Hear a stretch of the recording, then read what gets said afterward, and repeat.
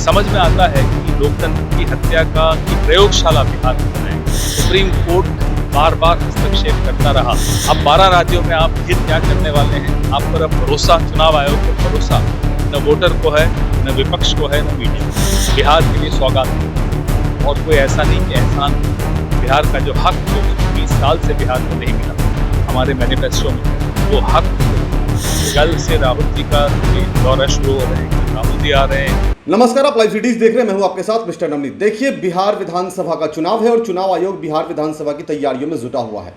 वहीं अब चुनाव आयोग की तरफ से ये घोषणा की गई है कि अब चुनाव आयोग 12 राज्यों में एसआईआर करवाने जा रहा है।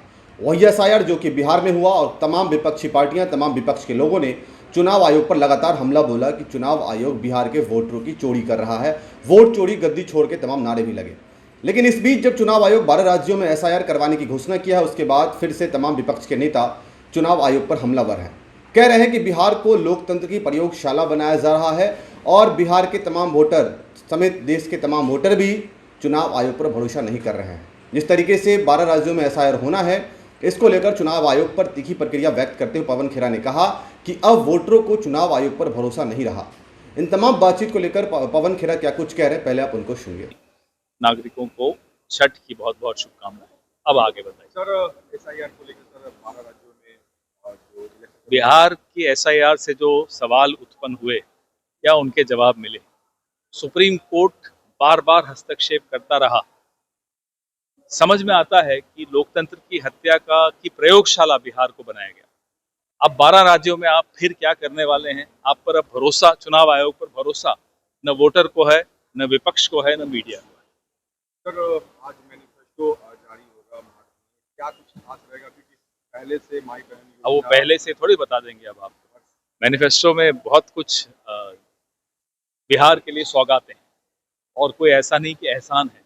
बिहार का जो हक जो उसको 20 साल से बिहार को नहीं मिला, हमारे मैनिफेस्टो में वो हक उसको दिलवाने का संकल्प।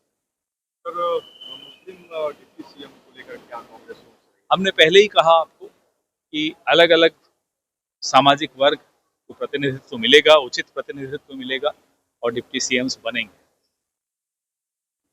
सर, प्रधानमंत्री से लेकर तमाम लोगों का रोड शो बिहार में 2 तारीख को प्रधानमंत्री रोड शो पटना में बिहार में करने जा रहे हैं। क्या कुछ पटना में करने जा रहे हैं?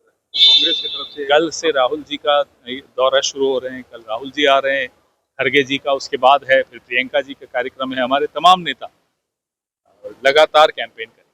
सुना कि छठ में प्रधानमंत्री को जो पूजा करनी थी, अर्घ देना था यमुना के घाट पर, आज वो सुना नहीं कर पा रहे हैं। जो एक बिस्लरी का घाट बनवाया था उनके लिए, उस पर भी पूछी। दिल्ली के लिए तो बेहतर काम हुआ सर। कहाँ हुआ बताइए? यमुना को साफ करने कहाँ गए? हुआ क्या साफ? आइए मेरे साथ, चलिए दिखाता हूँ। कांग्रेस चैलेंज करती, सही नहीं हुआ। जो चुनौती दे ही रहे, आइए चलिए तो दिखाते हैं आपको। तो आपने सुना कि पवन खेरा जो कि कांग्रेस के राष्ट्रीय प्रवक्ता है, उन्होंने एसआईआर को लेकर किस तरीके से चुनाव आयोग पर अपनी तीखी प्रतिक्रिया व्यक्त की है और बिहार के इलेक्शंस को लेकर, बिहार में जो विधानसभा के चुनाव होने हैं उनको लेकर भी तमाम बातचीत कही है। हालांकि अब देखना होगा कि इस पर क्या कुछ प्रतिक्रिया आती है।